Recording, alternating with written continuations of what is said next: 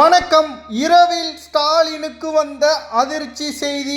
4000 கோடி கல்வித்துறையில் முறைகேடு. வெளியான தகவலால் ஸ்டாலின் கைது நடவடிக்கை உறுதி செய்யப்படும். நண்பர்களே, இந்த வீடியோவிற்கு ஒரே ஒரு லைக் மற்றும் சப்ஸ்கிரைப் பண்ணிருங்க. தமிழக வெற்றி கழகத்தின் முதல் பட்ஜெட் தாக்கல் இன்று நடைபெற்றுள்ளது. கடந்த ஆண்டு 48,534 கோடி பள்ளி கல்வித்துறைக்கு ஒதுக்கீடு செய்யப்பட்டுள்ளது. ஆனால் இந்த ஆண்டு 44,527 கோடி மட்டும்தான் ஒதுக்கீடு செய்யப்பட்டுள்ளது.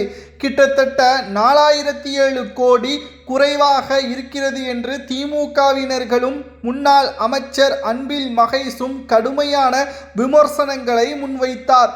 ஆனால் நிதித்துறை செயலாளர் சித்திக் IAS அதிகாரி தெரிவித்த ஆதாரப்பூர்வமான அறிவிப்புகள் கடந்த ஆண்டில் 4000 கோடி அதிகமாக செலவு செய்யப்பட்டிருக்கிறது. ஆனால் எந்த ஒரு புதிய திட்டங்களும் திமுகவின் சார்பாக வெளியிடவில்லை.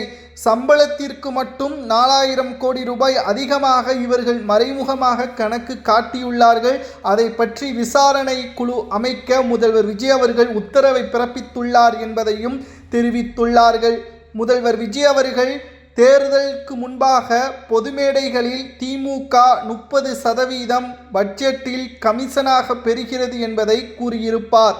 அதை இன்றைக்கு ஆதாரபூர்வமாக வெளியிட்டுள்ளார். கடந்த ஆண்டை விட இந்த ஆண்டு ஒட்டுமொத்தமாக திமுக செய்த முறைகேடுகளையும் ஒவ்வொரு துறைகளில் ஊழல் செய்யப்பட்டிருப்பதற்கான ஆதாரங்களையும் அந்தந்த துறை சார்ந்த அமைச்சர்கள் சேகரித்து வைத்துள்ளார்கள். இன்று நிதி பட்ஜெட் தாக்கல், நாளை விவசாய பட்ஜெட் தாக்கல், நாளை மறுநாள் கேள்வி பதில். பட்ஜெட் தாக்கல் பற்றியான கேள்வி பதில் நடைபெறும். அதில் எதிர்தரப்பில் இருக்கக்கூடிய திமுக கடுமையான விமர்சனங்களை முன்வைக்கக்கூடிய சூழல் இருக்கும். ஆனால் தமிழக வெற்றி கழகத்தின் அமைச்சர்கள் திமுகவின் அமைச்சர்கள் செய்த ஊழல், முறைகேடு, பார்ட்டி ஃபண்ட், டெண்டர்களில் உள்ள முறைகேடு, வேலை வாங்கி தருவதாக லஞ்சப்பணம், இடமாற்றத்திற்கு லஞ்சப்பணம், டெண்டர் அமைப்பதற்கு லஞ்சப்பணம் என்று அடுக்கிக் கொண்டே போகலாம். திமுகவின் ஊழல் அதிக அளவில். ரகசிய இடங்கள், பதுக்கி வைக்கப்பட்டுள்ள தங்க நகைகள், கோவில் உண்டியல் பணங்கள், கடையின் வாடகை பணங்கள் அனைத்தையும் திமுகவின் மாஜி அமைச்சர்கள் மற்றும் மிக முக்கியமான நிர்வாகிகள் காவல்துறையை மிரட்டி தங்களுக்கு சாதகமாக செயல்பட்டது அனைத்திற்குமான ஆதாரங்களையும் சேகரித்து வைத்துள்ளார்கள். இதனால் கடந்த திமுகவின் தலைவர் மு.க. ஸ்டாலின் தலைமையிலான ஆட்சி சரியாக செயல்படவில்லை என்ற குற்றச்சாட்டுகளும் முன்வைக்கப்பட்டுள்ளது. இதனால் மு.க. ஸ்டாலின் அவர்களிடமே விசாரணை நடத்துவதற்கான ஏற்பாடுகளை தற்பொழுது முதல்வர் விஜய் அவர்கள் செய்ய போகிறார் என்ற தகவல் வெளியாகி உள்ளதால் தற்பொழுது மு.க. ஸ்டாலின் அவர்கள் அதிர்ச்சியடைந்துள்ளார். அது மட்டுமல்ல, கடந்த துறைகளில் நிதி ஒதுக்கீடும் தற்பொழுது தாவேகாவின் சார்பாக வெளியிடப்பட்டுள்ள பட்ஜெட்டிற்கும் பல முரண்பாடுகளும் பல்வேறு விமர்சனங்களும் மக்கள் தொகையை பொறுத்தளவிற்கும் வளர்ச்சிக்கும் இடையே இந்த நிதியை இந்த ஆண்டிற்காக ஒதுக்கீடு செய்யப்பட்டுள்ளது தாவேகாவின் அமைச்சர்கள். மேலும் கடந்த ஆண்டு திமுக கட்சியின் வளர்ச்சிக்காகவும் பார்ட்டி ஃபண்டுக்காகவும் தேர்தல் செலவிற்காகவும் தான் பணத்தை ஒதுக்கியது. ஆனால் முழுக்க தாவேகாவின் அரசு மக்களுக்கான தொகையை மக்களுக்கே செலவு செய்வதற்கான திட்டம்தான் என்றும், மக்களின் வரிப்பணத்தை தொடவிடமாட்டோம், தொட்டவர்களை விடமாட்டோம், இதற்கு முன்னால் தொட்டவர்களையும் சும்மா விடமாட்டோம் என்று வாய் வார்த்தையாக மட்டுமல்ல நடவடிக்கையையும் எடுத்துள்ளார். இதனால் ஏவா வேலு இன்று கூட சட்டமன்றத்திற்கு செந்தில் பாலாஜி தாமதமாகத்தான் வந்தார். அதற்கு காரணம், அவர் காவல் நிலையத்தில் காலையும் மாலையும் கையெழுத்திட வேண்டும். முன்ஜாமீன் பெற்றதன் காரணமாக குதிரை பேரம் நடத்தப்பட்ட ஆதாரங்கள் இருக்கக்கூடிய காரணத்தினால் செந்தில் பாலாஜியும் நீதிமன்றத்திற்கும் காவல் நிலையத்திற்கும் செல்கிறார். இவர் எப்படி அவரது தொகுதி மக்களை கவனிப்பார்? அந்த தொகுதியின் வளர்ச்சிக்கு எப்படி இவர் முழு பங்கீடு செய்வார் என்ற கேள்விகளும் முன்வைக்கப்பட்டு வருகிறது. தமிழ்நாட்டில் வரக்கூடிய ஒவ்வொரு தேர்தல்களிலும் திமுக இருந்த இடத்தில் அதிமுக வர்சஸ் தாவேகா என்று மாறக்கூடிய நிலைமை இன்னும் சில மாதங்கள் மட்டும்தான். நடைபெறக்கூடிய இடைத்தேர்தல் 7 சட்டமன்ற இடைத்தேர்தலில் ஒரு இடங்களை கூட திமுக வெற்றியடையாது.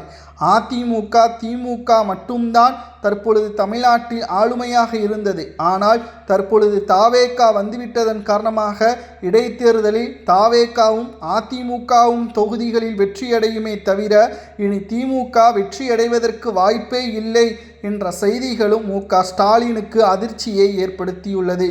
மேலும் சட்டசபையில் எதிர்க்கட்சி தலைவராக இருக்கக்கூடிய உதயநிதி அவர்கள் நேற்று கைது செய்யப்பட்டார். அதிலும் இந்தியா முழுவதும் ஆங்கில ஊடகங்களிலும் உதயநிதியின் பெயர் மற்றும் எதற்கு கைது செய்யப்பட்டார், பெண்களை அவதூறாகவும் ஆபாசமாகவும் பேசினார் என்று அவர் மீது பல்வேறு விமர்சனங்களும் முன்வைக்கப்பட்டு வருவதால் உதயநிதியின் கொஞ்ச நஞ்ச பெயரும் தற்பொழுது இந்தியா முழுவதும் மிகப்பெரிய அளவில் மோசமாக மாறிவிட்டது. இதற்கு காரணம் என்ன தெரியுமா? அன்று சனாதானத்தை பற்றி பேசி மோடிக்கு எதிரானது திமுக தான் என்று மிகப்பெரிய அளவில் பேசும் பொருளாக உதயநிதி வடமாநிலங்களில் செருப்பால் அடிக்கக்கூடிய போட்டோக்களும் வைரலாக நாமே பதிவு செய்திருந்தோம். ஆனால் இன்று அதே உதயநிதி அவர்கள் பெண்ணால் அவமானப்பட்டு தற்பொழுது ஆங்கில ஊடகம் வரைக்கும் உதயநிதி அவர்கள் தேர்தலில் எதிர்க்கட்சி தலைவராக அவரது வாய்ப்பையும் அவரது அந்தஸ்தையும் இழந்துவிட்டார் என்று விமர்சனம் செய்யும் அளவிற்கும் கைதுக்கு பயந்து 40 நிமிடங்கள் கழிவறையிலேயே பூட்டியிருந்தார் என்ற ஊடகங்களின் ஒட்டுமொத்தமான கேள்விகளுக்கும் பதிலளிக்க முடியாமல் திணறியுள்ளார். எதிர்க்கட்சி தலைவராக இருப்பதற்கு உதயநிதிக்கு தகுதியில்லை. நடைபெற்ற சட்டசபை கூட்டத்தொடர் நிதி பட்ஜெட் திமுகவிற்கு எதிராகவும் திமுகவின் ஆட்சியில் போடப்பட்ட ஒவ்வொரு நிதி பட்ஜெட்டிலும் 30% முறைகேடுகளும் அது கோபாலபுர குடும்பத்திற்கும் மாஜி அமைச்சர்களுக்கும் சென்றதற்கான ஆவணங்களையும் அந்த துறை சார்ந்த சிட்டிங் அமைச்சர்கள் சேகரித்து வைத்திருக்கிறார்கள். இது கேள்வி நேரத்தின் பொழுது வெளியிடப்படும் என்ற தகவல் வெளியாகியுள்ளது. இதனால்தான் ஸ்டாலின் அவர்கள் இரவில் அதிர்ச்சி அடையக்கூடிய வகையிலும் கைது செய்யப்படலாம் என்ற தகவலும் மு.க.ஸ்டாலினுக்கு ரகசியமாக கிடைக்கப்பெற்றுள்ளது. இன்னும் 3 நாட்களில் ஸ்டாலினுக்கு உறக்கம் கிடையாது. ஏனென்றால் சட்டப்பேரவையில் என்ன வேண்டுமானாலும் பேசலாம் என்று நினைத்த திமுக நேரலை ஒளிபரப்புவதன் காரணமாக அதிர்ச்சிக்குள்ளாகி இருக்கிறார் மு.க.ஸ்டாலின் அவர்கள். மேலும் திமுகவை எதிர்த்து 2 ஆண்டுகளில் ஆளும் கட்சியாக வந்த தாவேகாவின் முதல் பட்ஜெட் தாக்கல் எப்படி இருந்தது, 100க்கு எத்தனை மதிப்பெண்கள் என்பதை மட்டும் கமெண்ட் வாயிலாக கூறுங்கள். நன்றி, வணக்கம். ஒரே ஒரு லைக் மற்றும் சப்ஸ்கிரைப் பண்ணிருங்க.